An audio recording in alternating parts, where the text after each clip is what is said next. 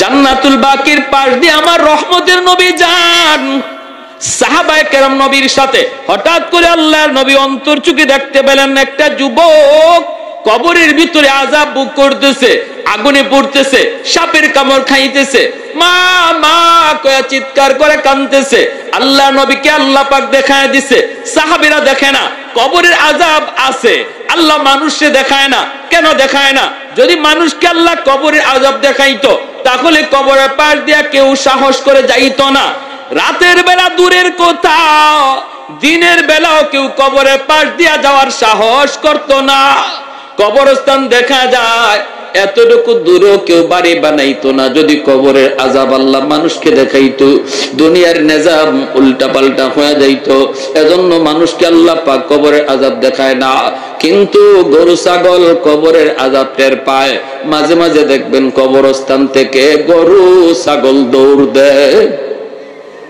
আল্লাহ নবী রহমতের নবী কয়, সাহাবীরা আমি দেখতেছি যুবকের আযাব, চলো আমি নবী তোমাদেরকে নিয়ে একটু মুনাজাত করি। আল্লাহ নবী মুনাজাত করলেন, মালিক তোমার কাছে হাত বাড়াই দিছি গো আল্লাহ, দয়া করে তুমি যুবকের আযাব বন্ধ করো। আল্লাহ পাক রব্বুল আলামিন আযাব বন্ধ করে না। মায়ার নবী আবার হাত উঠাইছেন, সাহাবীরা আমিন আমিন বলেন। এবারও আযাব বন্ধ হয় না। নবী আবার হাত উঠাইছেন, তিনবার হাত উঠাইছেন, তখনও আযাব বন্ধ হয় না। এইবার নবী জানতে চাইলেন, মালিক আমি হাত উঠাইতে দেরি, কবুল হতে দেরি হয় না, আজকে কি হলো? আমার কি হাতের দাম তোমার কাছে কমে গেল নাকি? আল্লাহ তুমি একটু বলো। এই কথা বলতে আল্লাহ কয়, না বন্ধু, তোমার হাতের দাম কমে নাই বন্ধু। এই যুবকের মা এখনো দুনিয়ায় জীবিত, মার মনে ভীষণ কষ্ট। মা যতক্ষণ পর্যন্ত তারে মাফ না দিবে আমি আল্লাহ তুমি বন্ধুর দোয়াও কবুল করব না। আল্লাহ নবী সাহাবীদেরকে বলেন, দৌড়ায় তার মারে সালাম দাও।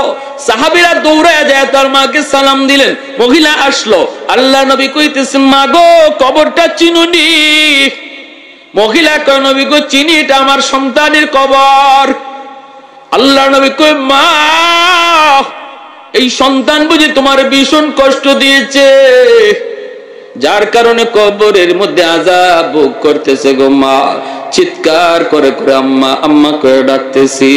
ও গো মা, সন্তানের পক্ষ থেকে আমি তোমার কাছে মাপ চাইতেছি, তারে মাফ করে দাও। এই সন্তান তো তোমারই। কত রাত সন্তানের মাথার পাশে দাঁড়ায় দাঁড়ায় রাত কাটাইছো, কত চোখের পানি জড়ায় জড়ায় আল্লাহর কাছে কাঁদছো সন্তানের সুস্থতার জন্য। এই সন্তানকে তুমি একটু মাফ করে দাও না, কবরের মধ্যে আযাব ভোগ করতেছি। আমি রহমতের নবী, কেমনে যাই কেমনে চলে যাই তারে আযাবে রাইখা? আমি তো রহমতের নবী। হাত বাড়াইছি একবার না তিনবার, আল্লাহ আমার হাত ফিরাইয়া দিছে। তুমি তার মাফ না করলে আল্লাহ আমার সুপারিশটাও কবুল করে না। এই কথা বলতেই মহিলার চোখ থেকে দর দর করে পানি ঝরা শুরু হয়ে গেল। মহিলায় কান্দে আর কই, নবী গো আমি এরে মাফ করবো না, আমি এরে মাফ করবো না। কেন গো নবী জানেননি? এখনো আমার পিঠে মাইরের দাগ আছে, আমার পিঠে এখনো তার আঘাতের দাগ আছে, মাইরের দাগ। না গো নবী আমি দের মাফ করবো না। আল্লাহ নবী পড়ে গেলেন বেকায়দায়। নবী আল্লাহ মার দিলটা শক্ত হয়ে গেছে, মায় মাফ করবে না। ও মালিক আমি জানি বাপ মার দিল যত শক্ত হোক বেশিক্ষণ থাকে না। যদি সন্তানের বিপদ বাপ মা নিজের চোখে দেখে তাহলে কিন্তু দিল নরম হয়ে যায়। ও আল্লাহ কবরের আযাবটা তুমি আমারে যেভাবে দেখাইছো এইভাবে তার মারেও দেখায়া দাও।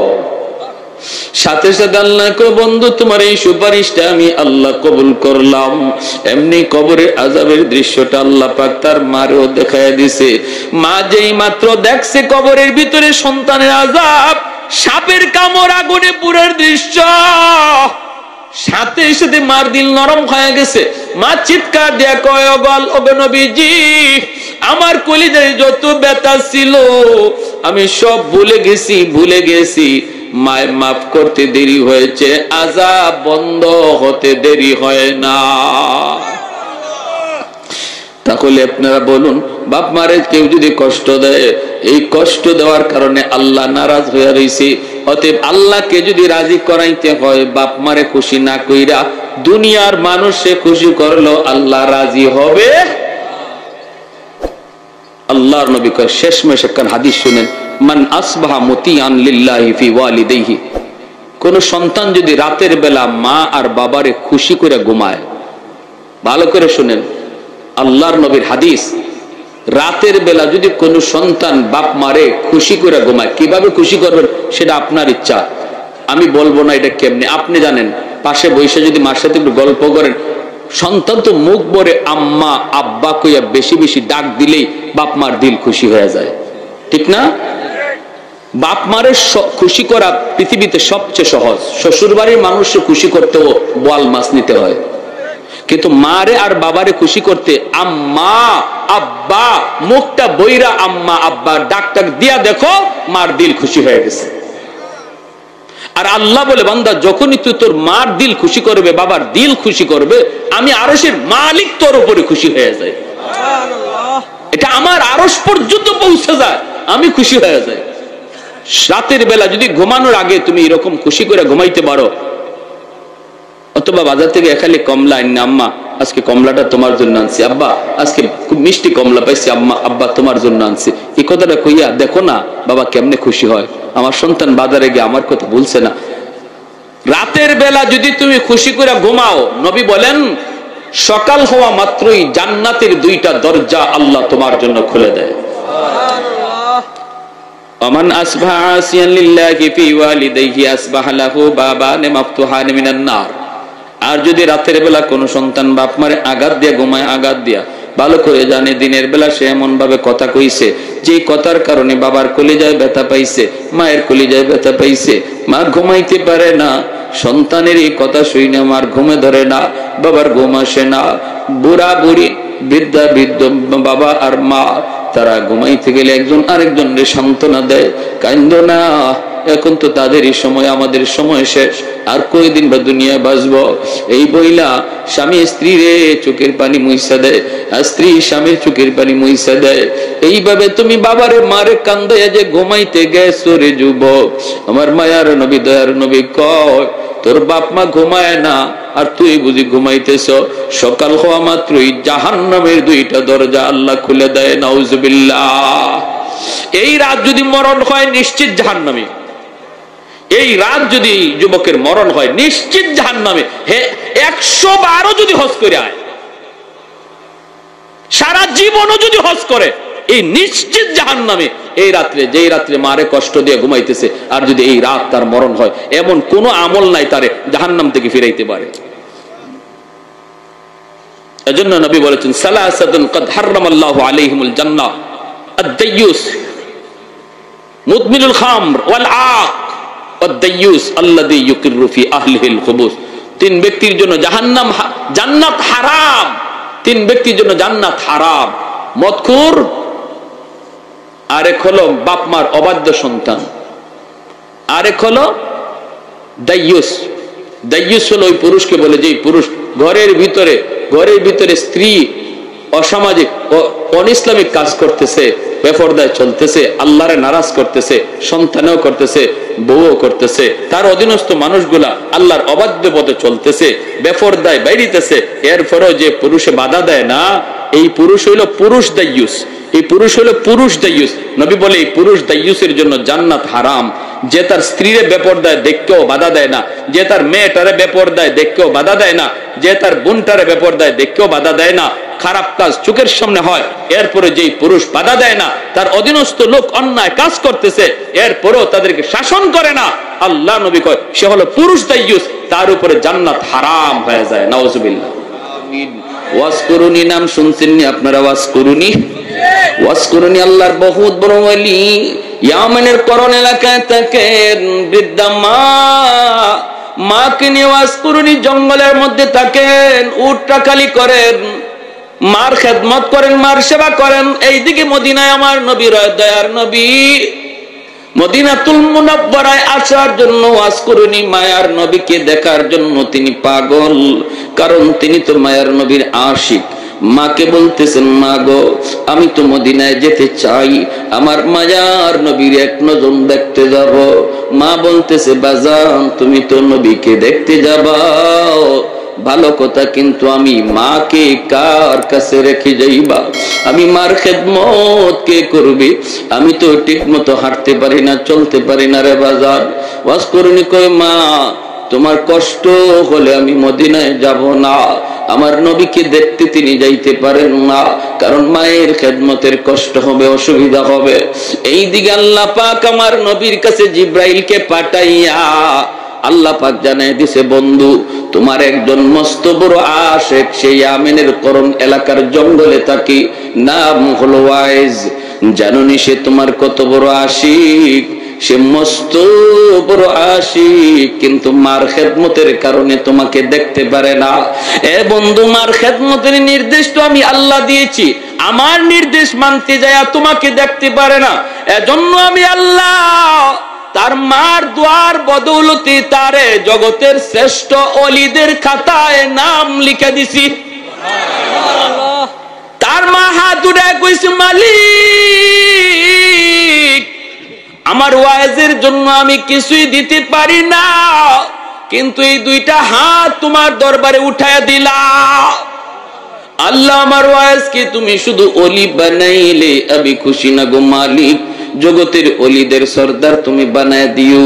আল্লাহ পাক রব্বুল আলামিন কয়, বন্ধু আমি তারে জগতের ওলিদের শ্রেষ্ঠ ওলি বানায় দিছি, সে তোমার মস্ত বড় আশিক। শুধু সে আশিক নয়, আমি তারে মুস্তাজাবুদ দাওয়া বানায় দিছি। সে হাত উঠাইতে দেরি হয়, কিছু চাইতে দেরি হয়, কবুল হতে দেরি হয় না। মুস্তাজাবুদ দাওয়া কাকে বলে? যে হাত তুলতে দেরি, কবুল হতে দেরি হয় না। যুবক একটু দিল দিয়া কথাগুলো শোনো। আল্লাহ নবী রহমতের নবী খবর পাইলেন, খবর পায় মায়ার নবী অসুস্থ। নবী বুঝতেছেন নবী দুনিয়ায় আর বেশি দিন থাকবেন না। ওই অবস্থায় নবী বলেন, উমর কোথায়? আলী দিকে আসো, শোনো আমি একটা সংবাদ দিয়া যাই, একটা খবর দিয়ে যাই। আমার একজন মস্ত বড় আশিক ইয়ামিনের করণ এলাকার জঙ্গলে থাকে, নাম হলো ওয়াইজ। ওমর আমার আল্লাহ আমাকে জানাইছেন সে আমার মস্ত বড় আশিক। শুধু আশিক না, আল্লাহ তারে ওলি বানাইয়া মুস্তাজাবুদ দাওয়া বানায় দিছে। এ ওমর, আমার ইন্তেকালের পর আমার পরনের জুব্বাটা আমি তাকে হাদিয়া দিলাম, হাদিয়া। আমার ইন্তেকালের পর এই জুব্বাটা নিয়ে তুমি তার সন্ধানে বের হবা, ইয়ামেনের করণ এলাকার জঙ্গলে যায় তুমি তারে তালাশ করবা। তালাশ কইরা আমার পরনের এই জুব্বাটা তুমি তারে দিয়ে দিবা। জানোনি এত বড় মাকাম, এত বড় মর্যাদা সে কেমনে লাভ করেছে? শুধু মাত্র মার দোয়ার বদৌলতে। হযরত ওমর কয়, নবী গো চিনবো কেমন করে? আল্লাহ নবী কয়, তার চেহারাটা এমন, তার বডিটা এমন, তার চুলটা এমন, তার হাতটা এমন, তার পাটা এমন। হাতের ডান হাতের তালুতে একটা সাদা দাগ দেখতে পাইবা। হযরত ওমর কয়, ইয়া রাসূলুল্লাহ আপনি নিজে বলতেছেন সে কোনদিন আপনাকে দেখে নাই, আপনিও তারে দেখেন নাই গো নবী, কেমন করে তার চেহারার পরিচয় দিচ্ছেন, বডির পরিচয় দিতেছেন? আল্লাহর নবী রহমতের নবী কয়, ওমর রে আমার আশিক স্বপ্ন যুগে আল্লাহ আমাকে বহুবার দেখায়া দিছে। মান রাআনি ফিল মানাম ফাকাদ রাআনি ফাইন্না শাইতানা লা ইয়াতামাসসালু বি। আল্লাহর নবী রহমতের নবী বলেন, কেউ যদি স্বপ্নে আমি নবীকে দেখে যেন সে বাস্তবেই আমাকে দেখলো, আর যে স্বপ্নে নবীকে দেখলো তার জন্য জাহান্নাম হারাম হয়ে যায়। আল্লাহর নবীর স্বপ্নে যে দেখবে তার জন্য জান্নাত ওয়াজিব হয়ে যাবে, জাহান্নাম হারাম হয়ে যাবে। নবীকে স্বপ্ন দেখার একটা বহুত বড় আমল বুজুর্গানে কেরাম বলছেন, ঘুমানোর আগে যদি কেউ রেগুলার প্রতিদিন এশার নামাজ পড়া যখন ঘুমায় 100 বার দুরূদ শরীফ পড়া যদি সে ঘুমায়, 100 বার দুরূদ শরীফ পড়া যদি কেউ ঘুমায় প্রতিদিন, তাহলে ফুকাহাগণ সুফিয়ানে কেরামগণ বলেন মৃত্যুর আগে আগে আল্লাহ তারে স্বপ্ন যুগে নবীর স্বপ্নে দেখাইয়া দিবে। পারবো না এই আমলটা করতাম ইনশাআল্লাহ। ছোট্ট দুরূদ শরীফ, ছোট্ট লম্বা দুরূদ শরীফ পড়া লাগবে না। সাল্লাল্লাহু আলাইহি ওয়াসাল্লাম, সাল্লাল্লাহু আলাইহি ওয়াসাল্লাম। কোন সবাই সাল্লাল্লাহু আলাইহি ওয়াসাল্লাম, এই দুরূদ শরীফ হয়ে গেল।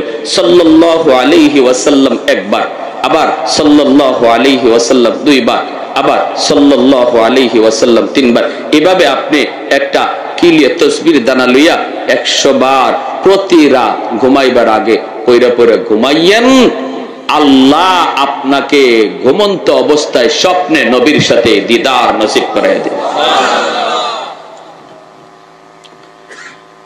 হযরত ওমর ফারুক রাদিয়াল্লাহু তাআলা আনহু কয় ইয়া রাসূলুল্লাহ কেমনে দেখলেন? নবী বলেন স্বপ্ন যুগে আল্লাহ আমাকে দেখায় দিছে আল্লাহর নবীর পরনের জুব্বা। হযরত ওমর নবীর ইন্তেকালের পর এই জুব্বা নিয়ে তিনি রওনা দিয়ে দিলেন। সঙ্গে আছেন আলী। ইয়ামেন ঢুকলেন, করণ এলাকায় আসলেন। মানুষকে জিজ্ঞেস করেন তোমরা ওয়াইজ নামে কাউরে চিনোনি? কেউ কয় না, চিনি না, চিনি না। একজন রাখাল কয় হ, একজন ওয়াইজ নামে একটা লোক আছে, আমরা যারে পাগল বলে ডাকি, জঙ্গলের ভিতরে থাকে, সাধারণভাবে আমাদের মতো চলাফেরা করে না, জঙ্গলের ভিতরেই তাকে একটা উট রাখালি করে। আর তার মা আছে বৃদ্ধা মা, মাকে নিয়ে ওখানে একটা ঝুপড়ির মধ্যে থাকে। মাঝে মাঝে তারে জঙ্গলের ভিতরে সেজদারত অবস্থায় কানতে শোনা যায়। সেজদারত অবস্থায় তারে কানতে শোনা যায়। যখনই সে সেজদায় কান্দে গো, তখনই আমাদের পশু, আমাদের উটগুলিও কান্না শুরু করে, খানা তারা বন্ধ করে দেয়। তার কান্নার সাথে সাথে পশু পাখিগুলি স্তব্ধ হয়ে যায়। হযরত ওমর ফারুক রাদিয়াল্লাহু তাআলা আনহু বলেন আলী চলো তাহলে ওই দিকে আমরা যাই, হয়তো আমরা তার সন্ধান পেয়ে গেছি রে আলী। হযরত ওমর তিনি চলে আসলেন জঙ্গলের ভিতরে, খুঁজতে খুঁজতে পেয়ে গেলেন। পাইলেন হযরত ওমর তার চেহারার দিকে তাকান, বডির দিকে তাকান, চুলগুলির দিকে তাকান। তাকে হযরত ওমর তিনি দেখতেছেন আল্লাহর নবীর বলে দেওয়া বিবরণ 100 তার সাথে মিলতেছে। তখনই হযরত ওমর বলে আপনার নাম ওয়াইজ, আল্লাহর নবী আপনার কাছে আমাদেরকে পাঠাইছেন। এই কথা বলতে ওয়াজ করুনি কয় নবী যে ওয়াজের কাছে আপনাদেরকে পাঠাইছেন আমি সেই ওয়াজ না। আল্লাহু আকবার জোরে কর। আমি এত বড় হতে পারি না, এত বড় হতে পারি নাই যে আমার খুঁজে নবী লোক পাঠায় দিবে। সুবহানাল্লাহ। খাঁটি আল্লাহ ওয়ালারা তাদের উইলায়াতকে গোপন রাখতে চায়, ঠিক কি না? খাঁটি আল্লাহর ওলি যারা এরা সবসময় গোপন থাকাকে পছন্দ করে, প্রকাশ হতে চায় না। আর বেজাল যেখানে আছে এখানে খালি ফটর ফটর, বেজাল যেখানে আছে এখানে খালি অ্যাডভার্টাইজ, এখানে খালি সাইনবোর্ড, এখানে খালি ব্যানার। আছে না নাই? আশিকে রসুল, মাহবুবে খুদা, গাউসে হামদানি, কুতুবে রব্বানি, সারা শরীরে সুলকানি, নাম আর খুঁজে পাওয়া যায় না। কিরে নাম কই? নাম দিয়ে কি হইব? টাইটেল ফর টাইটেল দেখো না, নাম দিয়ে কি হইব? কিন্তু খাঁটি আল্লাহর ওলি যারা এরা নামের আগে পিছে তো টাইটেল লাগায় না, ঠিক কিনা জোরে কন? উজানি পীর সাহেব রাহিমাহুল্লাহ, কারি ইব্রাহিম সাহেব, আল্লাহর ওলির নামের আগে এমন কোন টাইটেল ছিল না, ঠিক কিনা? কোন টাইটেল ছিল না। চরমুনের পীর আল্লাহর ওলি দুনিয়াতে নাই, নামের আগে টাইটেল ছিল না, এখনো আছে, নামের আগে তাদের কোনো টাইটেল নাই। বোঝা গেল খাঁটি জিনিসের টাইটেল লাগে না, বেজাল জিনিসের টাইটেল লাগে, ঠিক কিনা? ভাইরা বন্ধুরা, জন্য বলতেছিলাম মনোযোগ দিয়ে শুনো। যেই মাত্র দেখা যায় হযরত ওমর নিজের পরিচয় দিয়ে বলতেছেন আমি হলাম আল্লাহর নবীর সাহাবী ওমর, ইনি হলেন নবীর সাহাবী আলী। আমার নবী, দয়ার নবী, তিনি দুনিয়াতে নাই, নবী ইন্তেকাল করেছেন। আল্লাহর নবীর ইন্তেকালের খবর পেয়ে ওয়াজ করেনি কানতে শুরু করলেন। এরপরে বলতেছেন মায়ার নবী তার পরনের জুব্বাটা আপনাকে হাদিয়া দিয়ে দিছেন। ও আল্লাহর ওলি, নিজের আর গোপন রাখেন না, কি এমন নেক আমল করেছেন গো? নবীর পরনের জুব্বা পাওয়ার জন্য আমি ওমর পাগল ছিলাম, আবু বকর পাগল ছিল, উসমান পাগল ছিল, আলী পাগল ছিল, সালমান ফারসি পাগল ছিল। ডাইনে বামে সারা জীবন নবীর সাথে তাইকা জীবন কাটায় দিলাম, কিন্তু নবীজির ইন্তেকালের আগে পরনের জুব্বা আমরা কেউ পাইলাম না। পাইলেন আপনি, যিনি নবীকে কোনোদিন দেখলেন না। এমন কি আমল করেছেন একটু বলুন। আমার নবী যা বলেছেন, আপনার মায়ের দোয়া, কোথায় আপনার মা? এই আল্লাহর বান্দির চেহারা মোবারক একটু দেখা। আর একটু জোরে কন্যা সুবহানাল্লাহ। আপনার ডান হাতটা একটু দেখতে চাই। এই ডান হাতটা হাতের মধ্যে নিয়ে দেখেন, তালুর মধ্যে সাদা একটা দাগ দেখা যায়। এমনি হযরত ওমর কোন আর আপনি গোপন করবেন না। নবী এই বিবরণ দিয়েছেন, 100 মিলে গেছে। আর মায়ার নবী বলেছেন, এই জুব্বাটা আপনি পরবেন, পইরা আল্লাহর কাছে একটু সুপারিশ করবেন তার উম্মতের জন্য, গুনাহগার উম্মতের জন্য একটু সুপারিশ করতেন। কারণ নবী আমাদেরকে জানাইছেন, আপনি নাকি মুস্তাজাবুদ দাওয়া, আপনি হাত তুলতে দেরি হয়, আমার আল্লাহ কবুল করতে দেরি হয় না। ওয়াসকুরুনি, নবীর পরনের জুব্বা হাতের মধ্যে লইয়া তিনি দৌড় দিয়া চলে গেলেন জঙ্গলের ভিতরের যুবক, চলে গেলেন জঙ্গলের ভিতরে। যাইয়ে তিনি সেজদায় পড়ে গেলেন। সেজদায় পড়ে বলতেছেন, মালিক, ও মালিক, তোমার আমার গোপন রহস্য কেন তুমি জানাইছো তোমার বন্ধুরে? সুবহানাল্লাহ। তোমার আমার গোপন রহস্য, তোমার আমার গোপন সম্পর্ক কেন তুমি তোমার বন্ধুরে জানাইছো? আল্লাহ যখন জানাইছো, তাহলে আমিও তোমার সাথে বায়না ধরলাম, মাথা উঠাবো না, নবীর পরনের জুব্বাও আমি গায়ে দেব না, যতক্ষণ পর্যন্ত তোমার বন্ধুর সমস্ত উম্মতকে তুমি মাফ না করবা। আল্লাহু আকবার। মাথা জমিনে ঠেকায় দিছি, আমি পাগল, মাথা জমিন থেকে উঠাবো না যতক্ষণ পর্যন্ত গোটা উম্মতে মুহাম্মদের মাফ না করবা। আল্লাহ পাক রব্বুল আলামিন কয়, পাগল তুমি কি কও? ও ভাইরা বন্ধুরা, এটা কেমনে কয়?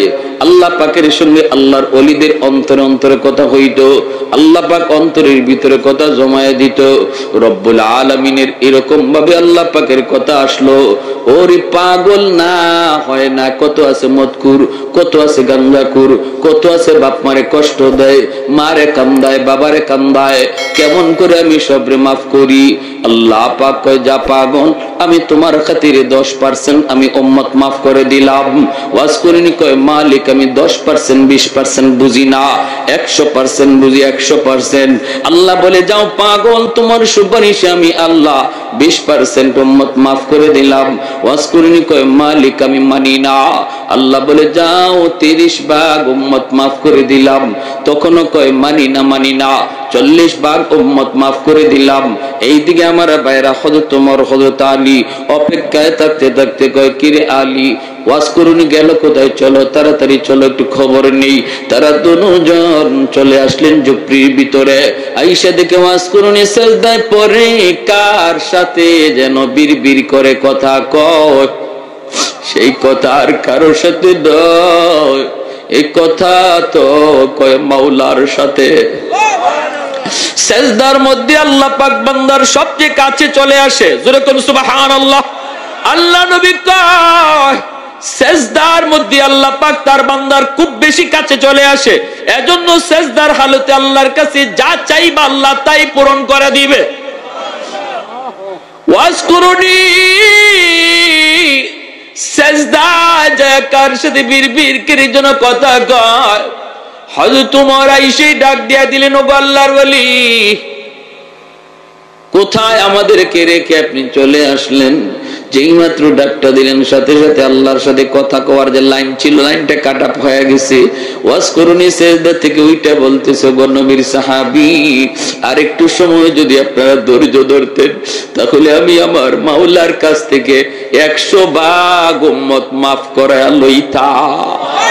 मैं तालिब मौला हूँ मेरे इश्क़ निराला, मैं तालिब मौला हूँ मेरे इश्क़ निराला, है जुमला जहाँ जिनके तजल्ली से उजाला, है जुमला जहाँ जिनके तजल्ली से उजाला, मादर दो जहाँ गैर खुदा यार नदारम, जुज़े याद खुदा ही दिगर कार नदारम, जुज़े याद खुदा ही दिगर कार नदारम, मा मस्त सुबह। আমার ভাইরা বন্ধুরা জন্য মনোযোগ দিয়ে একটু খেয়াল করে কথাগুলি শোনো। মায়ের দোয়ার বদৌলতে ওয়াজ করে নিয়ে এত বড় সম্মানী, এত বড় ইজ্জতওয়ালা, এত বড় ওলি, এত বড় মুস্তাজাবুদ দাওয়া হইছে মায়ের দোয়ার বদৌলতে, ঠিক কি না? এজন্যই ভাইরা আব্দুল কাদের জিলানী, খাজা মঈনুদ্দিন চিশতির মতো হাজারো আব্দুল কাদের জিলানীর যদি আপনি ঘরে দাওয়াত দেন আর উনাদেরকে দাওয়াত খাওয়ায় যদি বলেন হাত উঠে মোনাজাত করেন আমার জন্য, আর পাশের ঘরে যদি আপনার মা আপনার বাবা যদি তোমার জন্য হাত উঠায়, আমার মায়ার নবীর হাদিস, নবী বলেন আব্দুল কাদের জিলানীর দোয়া কবুল হবে কি হবে না কোনো গ্যারান্টি নাই, কিন্তু মার দোয়া বাবার দোয়া কবুল হবে এর গ্যারান্টি আছে। করাচির হযরত হাকিম আক্তার সাহেব রাহিমাহুল্লাহ বহুত বড় আল্লাহর একজন ওলি, তিনি করাচির জামে মসজিদে নামাজ পড়েন। হঠাৎ করে তিনি দেখলেন একটা যুবক কাপড় দিয়া ডান হাত পেঁচায় রাখছি, সুন্দর করে নামাজ পড়তেছে, সুন্দর করে রুকু দেয় সাজদা দেয়, কিন্তু ডান হাত কাপড় দিয়ে পেঁচানো। এই দৃশ্য দেখা আল্লাহর ওলি নামাজের পর যুবককে ডাক দিলেন, যুবক তোমার নামাজটা বড় সুন্দর, তোমার রুকুটা বড় সুন্দর, তোমার সাজদাটাও বড় সুন্দর, কিন্তু ডান হাত কাপড় দিয়ে কেন পেঁচায় রাখছো? যুবক বলতেছে, ও আল্লাহর ওলি, সে এক পিছনের করুণ ইতিহাস। আমার হাতের মধ্যে পচন শুরু হয়েছে, দুর্গন্ধ বের হয়, এত গন্ধ এত দুর্গন্ধ, কাপড় দিয়ে যদি পেঁচায় না রাখি মসজিদের ভিতরে কেউ নামাজ পড়তে পারবে না, সবাই আমাকে মসজিদ থেকে বের করে দিবে, এজন্য কাপড় দিয়ে পেঁচায় রাখি। আল্লাহর ওলি বলেন, কেন তুমি কি ডাক্তার দেখাও না? যুবক বলে, ডাক্তার দেখানো শেষ, ভারত পাকিস্তানের সব ডাক্তার দেখানো শেষ, কেউ আমার রোগ ধরতে পারে না, কেউ রোগ ধরতে পারে না, পারে না, পারে না। আল্লাহর ওলি কয়, তাহলে অন্য দেশের ডাক্তার দেখাও না কেন? এমনি যুবক চুকির পানিটা সাইরা কান্দে আর বলতেছে, ও আল্লাহর ওলি, আমার বিশ্বাস হয়ে গেছে তামাম দুনিয়ার সমস্ত ডাক্তার যদি দেখানো হয় তবু আমার রোগ ভালো হবে না, কারণ আমার আগুন লাগছে আসমানে, পানি যদি দেই জমিনে কোনদিন আগুন নিভবে না। আগুন লাগছে শেরপুর, পানি দেই ফরিদপুর, কোনদিন আগুন নিভবে না। আমার অসুস্থতা হলো, আমার রোগ হলো আসমানে, চিকিৎসা চলছে জমিনে, কোনদিন আমার রোগ ভালো হবে না। আল্লাহর ওলি করাচির হযরত হাকিম আক্তার সাহেব রাহিমাহুল্লাহ তিনি বলতেছেন, বাবা কি ঘটনা বলো। এই কথা বলতে যুবক কান্না শুরু করে দিছি।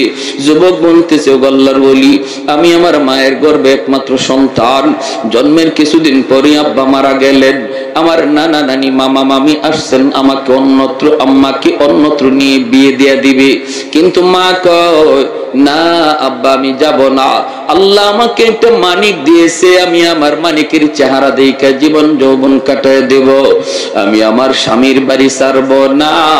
আমার আম্মা আমাকে দেখা তার জীবন যৌবন কাটায় দিল, মানুষের বাড়িতে কাজকর্ম কইরা আত্মীয় স্বজনের কাছ থেকে ধার আইনা আইনা আমার আম্মা আমাকে লেখাপড়া করাইলো, আমি লেখাপড়া করলাম, আমি কলেজে গেলাম, ভার্সিটিতে গেলাম, সুন্দর একটা মেয়ের সাথে আমার পরিচয় হয়ে গেল। এই সুন্দরী মেয়ের সাথে পরিচয় হইয়া এক পর্যায়ে বিয়ে করে ফেললাম, বিয়ে করে আমি বউ নিয়ে বাড়িতে চলে আসলাম। আমার মাকে আমি বিয়ের খবরটা পর্যন্ত দেই নাই, এরপর আমার মা তিনি রাগ করেন না, তিনি মান্য নিছেন। আর এতটুকু শুধু বলছেন, বাবা একটু কবর যদি দিতি তাহলে মা তো নিয়ে উঠায় নিয়ে আসতাম। ঠিক আছে বাবা, ভালোই করেছো।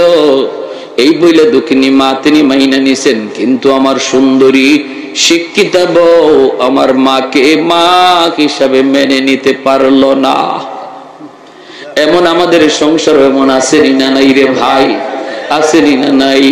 আজকের দিনের বউয়েরা যদি শাশুড়িকে নিজের মা মনে করতো তাহলে সংসারে এত অশান্তি আসতো না। আর শাশুড়িও যদি নিজের বউটারে বউ মনে না করে নিজের মেয়ের মতো ভাবতো তাহলে সংসারে এত অশান্তি আসতো।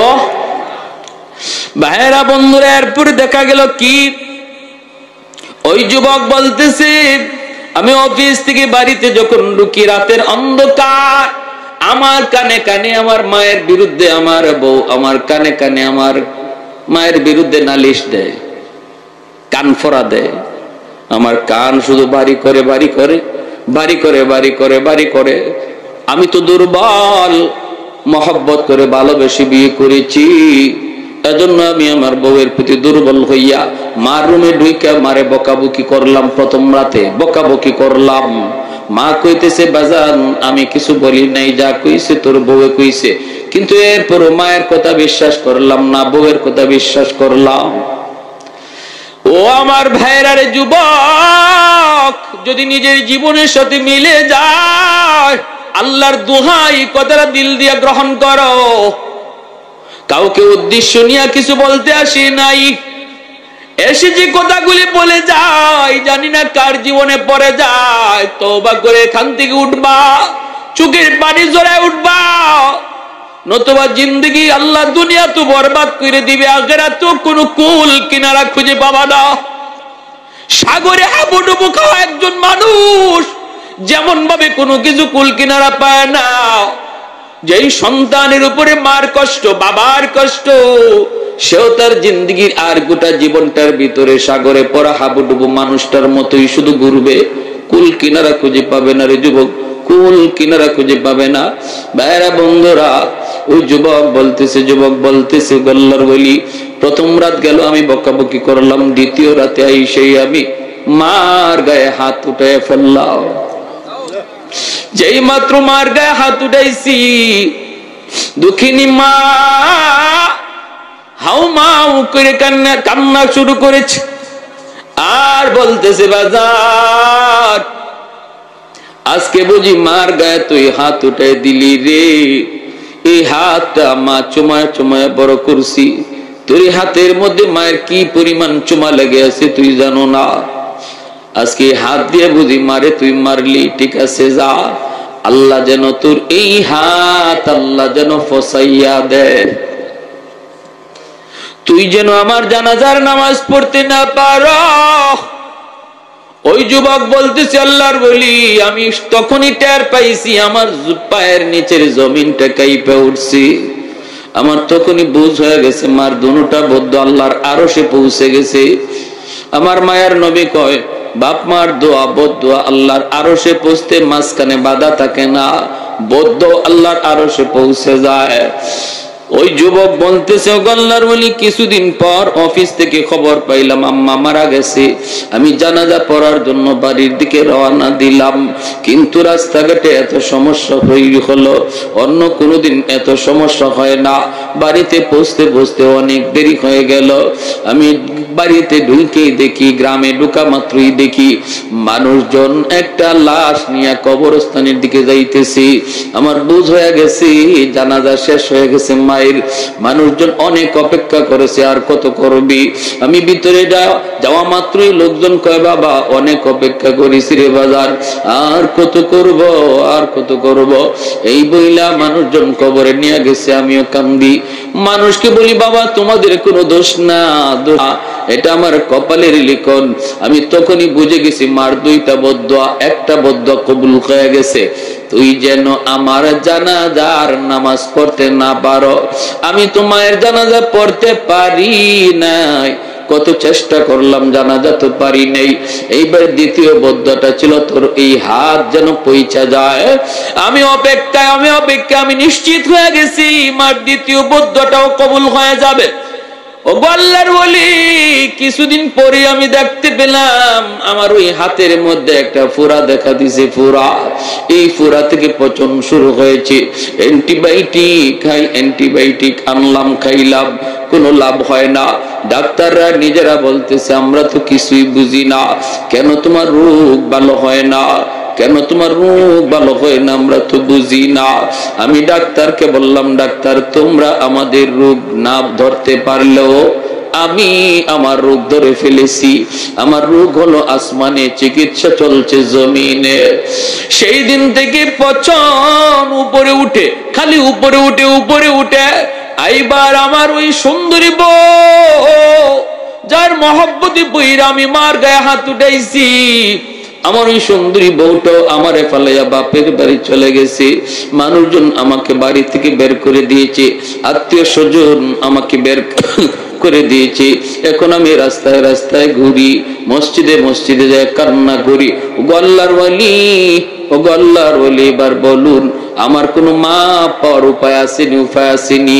এ যুবক মনে রাখো, যদি বাপ মার কলিজায় তুমি ব্যথা দাও, তাহলে একমাত্র আল্লাহর কাছ থেকে মাপ পাওয়ার উপায় হলো মারে বাবারে আবার খুশি করা। এছাড়া বিকল্প কোন লাইনে আল্লাহরে খুশি করা যায় না। কারণ হলো জান্নাতুল বাকি, মদিনার কবর, ঠিক না? মদিনার শরীফের কবরের নাম কি? জান্নাতুল বাকির পাশ দিয়ে আমার রহমতের নবী যান। সাহাবায়ে কেরাম নবীর সাথে হঠাৎ করে আল্লাহর নবী অন্তর চোখে দেখতে পেলেন একটা যুবক কবরের ভিতরে আযাব ভোগ করতেছে, আগুনে পড়তেছে, সাপের কামড় খাইতেছে, মা মা কয়া চিৎকার করে কাঁদতেছে। আল্লাহ নবীকে আল্লাহ পাক দেখায় দিছে, সাহাবীরা দেখে না। কবরের আযাব আছে, আল্লাহ মানুষকে দেখায় না। কেন দেখায় না? যদি মানুষকে আল্লাহ কবরের আযাব দেখাইতো, তাহলে কবরের পাশ দিয়া কেউ সাহস করে যাইতো না। রাতের বেলা দূরের কথা, দিনের বেলাও কেউ কবরের পাশ দিয়া যাওয়ার সাহস করতো না। কবরস্থান দেখা যায়, এতটুকু দূরেও কেউ বাড়ি বানাইতো না যদি কবরের আযাব আল্লাহ মানুষকে দেখাইতো। দুনিয়ার নিজাম উল্টা পাল্টা হয়ে যাইতো, এজন্য মানুষকে আল্লাহ পাক কবরের আযাব দেখায় না। কিন্তু গরু ছাগল কবরের আযাব টের পায়। মাঝে মাঝে দেখবেন কবরস্থান থেকে গরু ছাগল দৌড় দেয়। আল্লাহ নবী রহমতের নবী কয়, সাহাবীরা আমি দেখতেছি যুবকের আযাব, চলো আমি নবী তোমাদেরকে নিয়ে একটু মুনাজাত করি। আল্লাহ নবী মুনাজাত করলেন, মালিক তোমার কাছে হাত বাড়াই দিছি গো আল্লাহ, দয়া করে তুমি যুবকের আযাব বন্ধ করো। আল্লাহ পাক রব্বুল আলামিন আযাব বন্ধ করে না। মায়ার নবী আবার হাত উঠাইছেন, সাহাবীরা আমিন আমিন বলেন, এবারও আযাব বন্ধ হয় না। নবী আবার হাত উঠাইছেন, তিনবার হাত উঠাইছেন, তখনও আযাব বন্ধ হয় না। এইবার নবী জানতে চাইলেন, মালিক আমি হাত উঠাইতে দেরি, কবুল হতে দেরি হয় না, আজকে কি হলো? আমার কি হাতের দাম তোমার কাছে কমে গেল নাকি? আল্লাহ তুমি একটু বলো। এই কথা বলতে আল্লাহ কয়, না বন্ধু, তোমার হাতের দাম কমে নাই বন্ধু। এই যুবকের মা এখনো দুনিয়ায় জীবিত, মার মনে ভীষণ কষ্ট। মা যতক্ষণ পর্যন্ত তারে মাফ না দিবে, আমি আল্লাহ তুমি বন্ধুর দোয়াও কবুল করব না। আল্লাহ নবী সাহাবীদেরকে বলেন, দৌড়ায় তার মারে সালাম দাও। সাহাবীরা দৌড়ায় যায় তার মাকে সালাম দিলেন। মহিলা আসলো, আল্লাহ নবী কইতেছেন, মা গো কবরটা চিনুনি? মহিলা কয়, নবী গো চিনি, এটা আমার সন্তানের কবর। আল্লাহ নবী কয়, মা ওয়াজ করুনি, সেজদায় যায় কার সাথে বিড়বিড় করে যেন কথা কয়। হযরত ওমর আইসা ডাক দিয়া দিলেন, ও আল্লাহর ওয়ালি, কোথায় আমাদেরকে রেখে আপনি চলে আসলেন? যেই মাত্র ডাকটা দিলেন, সাথে সাথে আল্লাহর সাথে কথা কওয়ার যে লাইন ছিল, লাইনটা কাট আপ হয়ে গেছে। ওয়াজ করুনি সেজদা থেকে উইটা বলতেছে, গো নবীর সাহাবী, আর একটু সময় যদি আপনারা ধৈর্য ধরতেন, তাহলে আমি আমার মাওলার কাছ থেকে 100 ভাগ উম্মত মাফ করায়া লইতা। मैं तालिब मौला हूँ मेरे इश्क़ निराला, मैं तालिब मौला हूँ मेरे इश्क निराला है जुमला जहां जिनके तजल्ली से उजाला है जुमला जहां जिनके तजल्ली से उजाला मादर जो जहां गैर खुदा यार नदारम जुज़ियात खुदा ही दिगर कार नदारम जुज़ियात खुदा ही दिगर कार नदारम मा मस्त सुबह আমার ভাইরা বন্ধুরা জন্য মনোযোগ দিয়ে একটু খেয়াল করে কথাগুলি শোনো। মায়ের দোয়ার বদৌলতে ওয়াজ করে নিয়ে এত বড় সম্মানী, এত বড় ইজ্জতওয়ালা, এত বড় ওলি, এত বড় মুস্তাজাবুদ দাওয়া হইছে মায়ের দোয়ার বদৌলতে, ঠিক কি না? এজন্যই ভাইরা আব্দুল কাদের জিলানী, খাজা মঈনুদ্দিন চিশতির মতো হাজারো আব্দুল কাদের জিলানীর যদি আপনি ঘরে দাওয়াত দেন আর উনাদেরকে দাওয়াত খাওয়ায় যদি বলেন হাত উঠে মোনাজাত করেন আমার জন্য, আর পাশের ঘরে যদি আপনার মা আপনার বাবা যদি তোমার জন্য হাত উঠায়, আমার মায়ার নবীর হাদিস, নবী বলেন আব্দুল কাদের জিলানীর দোয়া কবুল হবে কি হবে না কোনো গ্যারান্টি নাই, কিন্তু মার দোয়া বাবার দোয়া কবুল হবে এর গ্যারান্টি আছে। করাচির হযরত হাকিম আক্তার সাহেব রাহিমাহুল্লাহ বহুত বড় আল্লাহর একজন ওলি, তিনি করাচির জামে মসজিদে নামাজ পড়েন। হঠাৎ করে তিনি দেখলেন একটা যুবক কাপড় দিয়া ডান হাত পেঁচায় রাখছি, সুন্দর করে নামাজ পড়তেছে, সুন্দর করে রুকু দেয় সাজদা দেয়, কিন্তু ডান হাত কাপড় দিয়ে পেঁচানো। এই দৃশ্য দেখা আল্লাহর ওলি নামাজের পর যুবককে ডাক দিলেন, যুবক তোমার নামাজটা বড় সুন্দর, তোমার রুকুটা বড় সুন্দর, তোমার সেজদাটাও বড় সুন্দর, কিন্তু ডান হাত কাপড় দিয়া কেন পেঁচায় রাখছো? যুবক বলতেছে, ও আল্লাহর ওলি, সে এক পিছনের করুণ ইতিহাস। আমার হাতের মধ্যে পচন শুরু হয়েছে, দুর্গন্ধ বের হয়, এত গন্ধ এত দুর্গন্ধ, কাপড় দিয়ে যদি পেঁচায় না রাখি মসজিদের ভিতরে কেউ নামাজ পড়তে পারবে না, সবাই আমাকে মসজিদ থেকে বের করে দিবে, এজন্য কাপড় দিয়ে পেঁচায় রাখি। আল্লাহর ওলি বলেন, কেন তুমি কি ডাক্তার দেখাও না? যুবক বলে, ডাক্তার দেখানো শেষ, ভারত পাকিস্তানের সব ডাক্তার দেখানো শেষ, কেউ আমার রোগ ধরতে পারে না, কেউ রোগ ধরতে পারে না, পারে না, পারে না। আল্লাহর ওলি কয়, তাহলে অন্য দেশের ডাক্তার দেখাও না কেন? এমনি যুবক চুকির পানিটা চাইরা কান্দে আর বলতেছে, ও আল্লাহর ওলি, আমার বিশ্বাস হয়ে গেছে তামাম দুনিয়ার সমস্ত ডাক্তার যদি দেখানো হয় তবু আমার রোগ ভালো হবে না, কারণ আমার আগুন লাগছে আসমানে, পানি যদি দেই জমিনে কোনদিন আগুন নিভবে না। আগুন লাগছে শেরপুর, পানি দেই ফরিদপুর, কোনদিন আগুন নিভবে না। আমার অসুস্থতা হলো, আমার রোগ হলো আসমানে, চিকিৎসা চলছে জমিনে, কোনদিন আমার রোগ ভালো হবে না। আল্লাহর ওলি করাচির হযরত হাকিম আক্তার সাহেব রাহিমাহুল্লাহ তিনি বলতেছেন, বাবা কি ঘটনা বলো। এই কথা বলতে যুবক কান্না শুরু করে দিছে। যুবক বলতেছে, ও আল্লাহর ওলি, আমি আমার মায়ের গর্ভে একমাত্র সন্তান, জন্মের কিছুদিন পরে আব্বা মারা গেলেন, আমার নানা নানি মামা মামি আসছেন আমাকে অন্যত্র আম্মাকে অন্যত্র নিয়ে বিয়ে দিয়ে দিবে, কিন্তু মা কয় না আব্বা আমি যাব না, আল্লাহ আমাকে একটা মানিক দিয়েছে, আমি আমার মানিকের চেহারা দেখে জীবন যৌবন কাটায় দেব, আমি আমার স্বামীর বাড়ি ছাড়ব না। আমার আম্মা আমাকে দেখা তার জীবন যৌবন কাটে দিল, মানুষের বাড়িতে কাজকর্ম কইরা আত্মীয় স্বজনের কাছ থেকে ধার আইনা আইনা আমার আম্মা আমাকে লেখাপড়া করাইলো, আমি লেখাপড়া করলাম, আমি কলেজে গেলাম, ভার্সিটিতে গেলাম, সুন্দরী একটা মেয়ের সাথে আমার পরিচয় হয়ে গেল, এই সুন্দরী মেয়ের সাথে পরিচয় হয়ে এক পর্যায়ে বিয়ে করে ফেললাম, বিয়ে করে আমি বউনিয়া বাড়িতে চলে আসলাম। আমার মাকে আমি বিয়ের খবরটা পর্যন্ত দেই নাই, এরপর আমার মা তিনি রাগ করেন না, তিনি মান্য নিছেন, আর এতটুকু শুধু বলছেন, বাবা একটু কবর যদি দিতি তাহলে মা তো নিয়ে উঠায় নিয়ে আসতাম। ঠিক আছে বাবা, ভালোই করেছো, এই বইলে দুঃখিনী মা তিনি মাইনা নিছেন, কিন্তু আমার সুন্দরী শিক্ষিতা বউ আমার মাকে মা হিসাবে মেনে নিতে পারলো না। এমন আমাদের সংসার এমন আছে না নাই রে ভাই? আসেনি না নাই?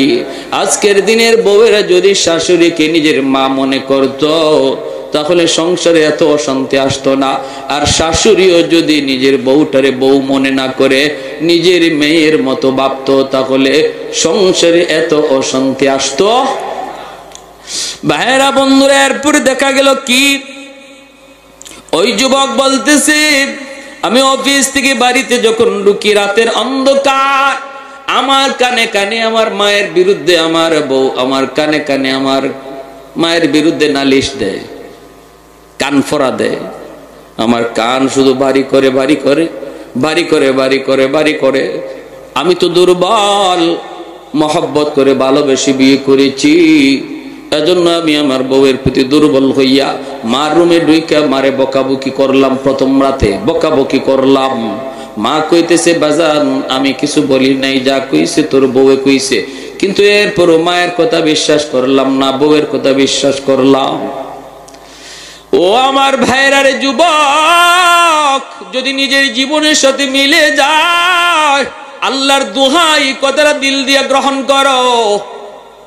কাউকে উদ্দেশ্য নিয়ে কিছু বলতে আসি নাই, এসে যে কথাগুলি বলে যায় জানি না কার জীবনে পড়ে যায়। তওবা করে এখান থেকে উঠবা, চোখের পানি জড়ায় উঠবা, নতুবা জিন্দগি আল্লাহ দুনিয়া তো বরবাদ করে দিবে, আখিরাত তো কোনো কুল কিনারা খুঁজে পাবা না। সাগরে হাবুডুবু খাওয়া একজন মানুষ যেমন ভাবে কোনো কিছু কুল কিনারা পায় না, যেই সন্তানের উপরে মার কষ্ট বাবার কষ্ট, সেও তার জিন্দগির আর গোটা জীবনটার ভিতরে সাগরে পড়া হাবুডুবু মানুষটার মতোই শুধু ঘুরবে, কুল কিনারা খুঁজে পাবে না রে যুবক, কুল কিনারা খুঁজে পাবে না। ভাইরা বন্ধুরা, ওই যুবক বলতেছে গল্লার বলি, প্রথম রাত গেল আমি বকাবকি করলাম, দ্বিতীয় রাতে আইসেই আমি মার গায়ে হাত উঠে ফেললাম। যেই মাত্র মার গায়ে হাত উঠাইছি, দুঃখিনী মা হাউ মাউ করে কান্না শুরু করেছে, আর বলতেছে বাজার আজকে বুঝি মার গায়ে তুই হাত উঠে দিলি রে, এই হাতটা মা চুমায় চুমায় বড় করছি, তোর হাতের মধ্যে মায়ের কি পরিমাণ চুমা লেগে আছে তুই জানো না, আজকে হাত দিয়ে বুঝি মারে তুই মারলি, ঠিক আছে যা, আল্লাহ যেন তোর এই হাত আল্লাহ যেন ফসাইয়া দে, তুই যেন আমার জানাজার নামাজ পড়তে না পারো। ওই যুবক বলতেছে আল্লাহর বলি, আমি তখনই টের পাইছি আমার পায়ের নিচের জমিনটা কাইপে উঠছি, আমার তখনই বুঝ হয়ে গেছে মার দুটা বদ্ধ আল্লাহর আরশে পৌঁছে গেছে। আমার মায়ার নবী কয় বাপ মার দোয়া বদদোয়া আল্লাহর আরশে পৌঁছতে মাঝখানে বাধা থাকে না, বদ্ধ আল্লাহর আরশে পৌঁছে যায়। ওই যুবক বলতেছে আল্লাহর ওলি, কিছুদিন পর অফিস থেকে খবর পাইলাম আম্মা মারা গেছে, আমি জানাজা পড়ার জন্য বাড়ির দিকে রওনা দিলাম, কিন্তু রাস্তাঘাটে এত সমস্যা তৈরি হলো, অন্য কোনোদিন এত সমস্যা হয় না, বাড়িতে পৌঁছতে অনেক দেরি হয়ে গেল। আমি বাড়িতে ঢুকেই দেখি, গ্রামে ঢুকা মাত্রই দেখি মানুষজন একটা লাশ নিয়ে কবরস্থানের দিকে যাইতেছি। আমার বুঝ হয়ে গেছে জানাজা শেষ হয়ে গেছে মায়ের, মানুষজন অনেক অপেক্ষা করেছে, আর কত করবি। আমি ভিতরে যাওয়া মাত্রই লোকজন কয় বাবা অনেক অপেক্ষা করেছি রে বাজার, আর কত করব আর কত করব, এই বইলা মানুষজন কবরে নিয়ে গেছে। আমিও কান্দি, মানুষকে বলি বাবা তোমাদের কোনো দোষ না, এটা আমার কপালের লিখন। আমি তখনই বুঝে গেছি মার দুইটা বদদোয়া, একটা বদদোয়া কবুল হয়ে গেছে, তুই যেন আমার জানাজার নামাজ পড়তে না পারো। আমি তো মায়ের জানাজা পড়তে পারি নাই, কত চেষ্টা করলাম জানাজা তো পারি নাই। এইবার দ্বিতীয় বদদোয়াটা ছিল তোর এই হাত যেন পৌঁছা যায়। আমি অপেক্ষায় আমি নিশ্চিত হয়ে গেছি মার দ্বিতীয় বদদোয়াটাও কবুল হয়ে যাবে। ও আল্লাহর ওলি, কিছুদিন পরে আমি দেখতে পেলাম আমার ওই হাতের মধ্যে একটা ফোড়া দেখা দিছে, ফোড়া, এই ফোড়া থেকে পচন শুরু হয়েছে। অ্যান্টিবায়োটিক আনলাম, খাইলাম, কোনো লাভ হয় না। ডাক্তাররা নিজেরা বলতেছে আমরা তো কিছুই বুঝি না, কেন তোমার রোগ ভালো হয় না, কেন তোমার রোগ ভালো হয় না? আমরা তো বুঝি না। আমি ডাক্তারকে বললাম, ডাক্তার তোমরা আমাদের রোগ না ধরতে পারলেও আমি আমার রোগ ধরে ফেলেছি। আমার রোগ হলো আসমানে, চিকিৎসা চলছে জমিনে। সেই দিন থেকে পচন উপরে উঠে, খালি উপরে উঠে উপরে উঠে। এইবার আমার ওই সুন্দরী বউ, যার মহব্বতে বইরা আমি মার গায়ে হাত উঠাইছি, আমার ওই সুন্দরী বউটাও আমারে ফালাইয়া বাপের বাড়ি চলে গেছে। মানুষজন আমাকে বাড়ি থেকে বের করে দিয়েছে, আত্মীয় স্বজন আমাকে বের করে দিয়েছে। এখন আমি রাস্তায় রাস্তায় ঘুরি, মসজিদে মসজিদে যায় কান্না করি। ও আল্লাহর ওয়ালি, ও আল্লাহর ওয়ালি, এবার বলুন আমার কোনো মা পাওয়ার উপায় আসেনি? উপায় আসেনি। এ যুবক মনে রাখো, যদি বাপ মার কলিজায় তুমি ব্যথা দাও, তাহলে একমাত্র আল্লাহর কাছ থেকে মাপ পাওয়ার উপায় হলো মারে বাবারে আবার খুশি করা। এছাড়া বিকল্প কোনো লাইনে আল্লাহরে খুশি করা যায় না। কারণ হলো জান্নাতুল বাকি, মদিনার কবর, ঠিক না? মদিনা শরীফের কবরের নাম কি? জান্নাতুল বাকির পাশ দিয়ে আমার রহমতের নবী যান। সাহাবায়ে কেরাম নবীর সাথে হঠাৎ করে আল্লাহর নবী অন্তর চোখে দেখতে পেলেন একটা যুবক কবরের ভিতরে আযাব ভোগ করতেছে, আগুনে পড়তেছে, সাপের কামড় খাইতেছে। মা মা কয়া চিৎকার করে কাঁদতেছে। আল্লাহ নবীকে আল্লাহ পাক দেখায় দিছে, সাহাবীরা দেখে না। কবরের আযাব আছে, আল্লাহ মানুষকে দেখায় না। কেন দেখায় না? যদি মানুষকে আল্লাহ কবরের আযাব দেখাইতো, তাহলে কবরের পাশ দিয়া কেউ সাহস করে যাইতো না। রাতের বেলা দূরের কথা, দিনের বেলাও কেউ কবরের পাশ দিয়া যাওয়ার সাহস করতো না। কবরস্থান দেখা যায়, এতটুকু দূরেও কেউ বাড়ি বানাইতো না। যদি কবরের আযাব আল্লাহ মানুষকে দেখাইতো, দুনিয়ার নিজাম উল্টা পাল্টা হয়ে যাইতো। এজন্য মানুষকে আল্লাহ পাক কবরের আযাব দেখায় না। কিন্তু গরু ছাগল কবরের আযাব টের পায়। মাঝে মাঝে দেখবেন কবরস্থান থেকে গরু ছাগল দৌড় দেয়। আল্লাহ নবী রহমতের নবী কয়, সাহাবীরা আমি দেখতেছি যুবকের আযাব, চলো আমি নবী তোমাদেরকে নিয়ে একটু মুনাজাত করি। আল্লাহ নবী মুনাজাত করলেন, মালিক তোমার কাছে হাত বাড়াই দিছি গো আল্লাহ, দয়া করে তুমি যুবকের আযাব বন্ধ করো।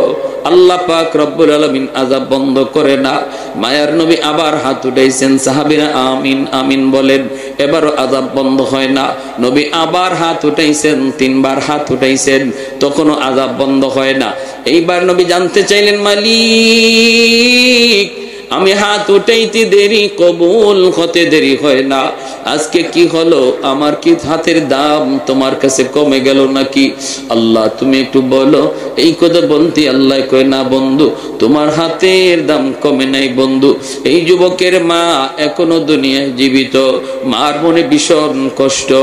মা যতক্ষণ পর্যন্ত তারে মাফ না দিবে, আমি আল্লাহ তুমি বন্ধুর দোয়াও কবুল করব না। আল্লাহ নবী সাহাবীদেরকে বলেন, দৌড়ায় তার মারে সালাম দাও। সাহাবীরা দৌড়ায় যায় তার মাকে সালাম দিলেন। মহিলা আসলো, আল্লাহ নবী কইতেছেন, মা গো কবরটা চিনুনি? মহিলা কয়, নবী গো চিনি, এটা আমার সন্তানের কবর।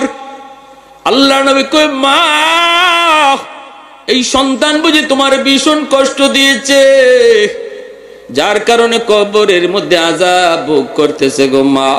চিৎকার করে করে আম্মা আম্মা করে ডাকতেছি। ও গো মা, সন্তানের পক্ষ থেকে আমি তোমার কাছে মাপ চাইতেছি, তারে মাফ করে দাও। এই সন্তান তো তোমারই। কত রাত সন্তানের মাথার পাশে দাঁড়ায় দাঁড়ায় রাত কাটাইছো, কত চোখের পানি জড়ায় ধরে আল্লাহর কাছে কাঁদছো সন্তানের সুস্থতার জন্য। এই সন্তানকে তুমি একটু মাফ করে দাও না, কবরের মধ্যে আযাব ভোগ করতেছি। আমি রহমতের নবী, কেমনে যাই, কেমনে চলে যাই তারে আযাবে রাইখা? আমি তো রহমতের নবী। হাত বাড়াইছি একবার না তিনবার, আল্লাহ আমার হাত ফিরাইয়া দিছে। তুমি তার মাফ না করলে আল্লাহ আমার সুপারিশটাও কবুল করে না। এই কথা বলতেই মহিলার চোখ থেকে দর দর করে পানি ঝরা শুরু হয়ে গেল। মহিলায় কান্দে আর কই, নবী গো আমি এরে মাফ করবো না, আমি এরে মাফ করবো না। কেন গো নবী জানেননি? এখনো আমার পিঠে মাইরের দাগ আছে। আমার পিঠে এখনো তার আঘাতের দাগ আছে, মায়ের দাগ। না গো নবী, আমি দের মাফ করবো না। আল্লাহ নবী পড়ে গেলেন বেকায়দায়। নবী কে আল্লাহ, মার দিলটা শক্ত হয়ে গেছে, মায় মাফ করবে না। ও মালিক, আমি জানি বাপ মার দিল যত শক্ত হোক বেশিক্ষণ থাকে না। যদি সন্তানের বিপদ বাপ মা নিজের চোখে দেখে তাহলে কিন্তু দিল নরম হয়ে যায়। ও আল্লাহ, কবরের আযাবটা তুমি আমারে যেভাবে দেখাইছো এইভাবে তার মারেও দেখায়া দাও। সাথে সাথে আল্লাহ কো, বন্ধু তোমার এই সুপারিশটা আমি আল্লাহ কবুল করলাম। এমনি কবরের আযাবের দৃশ্যটা আল্লাহ পাক তার মারেও দেখায় দিছে। মা যেই মাত্র দেখছে কবরের ভিতরে সন্তানের আযাব, সাপের কামড়, আগুনে পুরার দৃশ্য, সাথে সাথে মার দিল নরম হয়ে গেছে। মা চিৎকার দিয়া কয়, ওগো নবীজি, আমার কলিজায় যত ব্যথা ছিল আমি সব ভুলে গেছি। মায় মাফ করতে দেরি হয়েছে, আযাব বন্ধ হতে দেরি হয় না। তাহলে আপনারা বলুন, বাপ মারে কেউ যদি কষ্ট দেয়, এই কষ্ট দেওয়ার কারণে আল্লাহ নারাজ হয়ে রয়েছে। অতএব আল্লাহকে যদি রাজি করাইতে হয়, বাপ মারে খুশি না কইরা দুনিয়ার মানুষে খুশি করলো আল্লাহ রাজি হবে। আল্লাহর নবী কয়, শেষমেশ একখান হাদিস শুনেন, মান আসবাহা মুতিআন লিল্লাহি ফি ওয়ালিদাইহি, কোন সন্তান যদি রাতের বেলা মা আর বাবারে খুশি করে ঘুমায়, ভালো করে শুনেন, আল্লাহর নবীর হাদিস, রাতের বেলা যদি কোনো সন্তান বাপ মারে খুশি করে ঘুমায়, কিভাবে খুশি করবেন সেটা আপনার ইচ্ছা, আমি বলবো না এটা কেমনে, আপনি জানেন। পাশে বসে যদি মার সাথে একটু গল্প করেন, সন্তান তো মুখ ভরে আম্মা আব্বা কইয়া বেশি বেশি ডাক দিলেই বাপ মার দিল খুশি হয়ে যায়, ঠিক না? বাপ মারে খুশি করা পৃথিবীতে সবচেয়ে সহজ। শ্বশুর বাড়ির মানুষকে খুশি করতেও বোয়াল মাছ নিতে হয়, কিন্তু মারে আর বাবারে খুশি করতে আম্মা আব্বা, মুখটা বইরা আম্মা আব্বা ডাক ডাক দিয়া দেখো মার দিল খুশি হয়ে গেছে।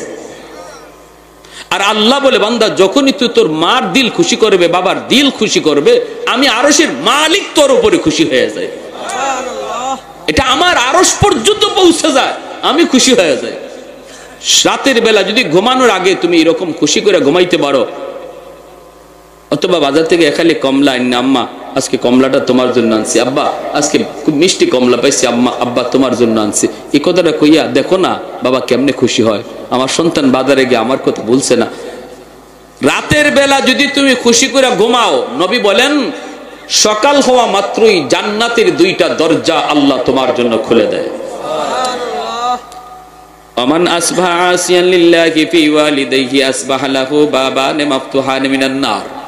আর যদি রাতের বেলা কোনো সন্তান বাপ মারে আঘাত দিয়া ঘুমায়, আঘাত দিয়া, ভালো করে জানে দিনের বেলা সে এমন ভাবে কথা কইছে যে কথার কারণে বাবার কলিজায় ব্যথা পাইছে, মায়ের কলিজায় ব্যথা পাইছে, মা ঘুমাইতে পারে না, সন্তানের এই কথা শুনে মার ঘুমে ধরে না, বাবার ঘুম আসে না, বুড়া বুড়ি বৃদ্ধা বৃদ্ধ বাবা আর মা তারা ঘুমাইতে গেলে একজন আরেকজনের সান্ত্বনা দেয়, কান্দো না, এখন তো তাদেরই সময়, আমাদের সময় শেষ, আর কয়দিন বা দুনিয়া বাঁচবো। এই বইলা স্বামী স্ত্রী রে চোখের পানি মুইসা দেয়, আর স্ত্রী স্বামীর চোখের পানি মুইসা দেয়। এইভাবে তুমি বাবারে মারে কান্দাইয়া যে ঘুমাইতে গেছো রে যুবক, আমার মায়ার নবী দয়ার নবী কয় তোর বাপ মা ঘুমায় না আর তুই বুঝি ঘুমাইতেছ, সকাল হওয়া মাত্রই জাহান্নামের দুইটা দরজা আল্লাহ খুলে দেয়। নাউজুবিল্লাহ।